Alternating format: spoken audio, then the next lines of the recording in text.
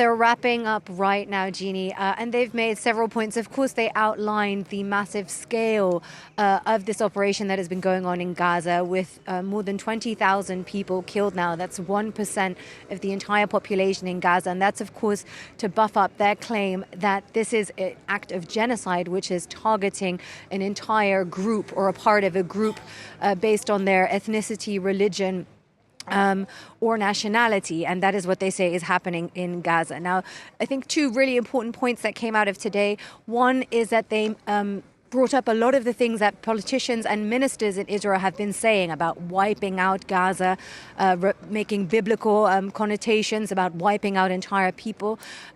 So not just mentioning what was said by the Prime Minister, by several ministers of his cabinet, by members of the Knesset, but also how that is translated to the actions of troops on the ground. We were shown videos of Israeli soldiers dancing, saying that there were no uninvolved civilians, how soldiers were filming themselves bombing entire villages, saying how they'd wipe them from the map. So really making that connection between incitation to genocide by politicians and how that was being translated to actions on the ground.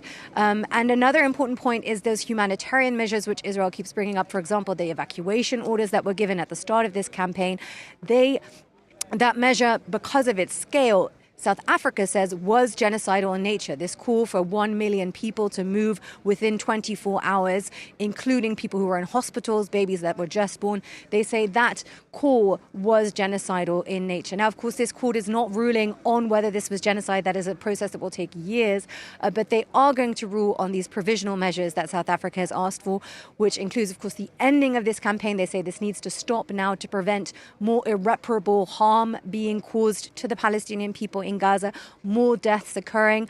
They say 240 Palestinians are being killed every single day. And they also want there to be more humanitarian aid because starvation, South Africa argued here today, is actually becoming a bigger killer than bombs.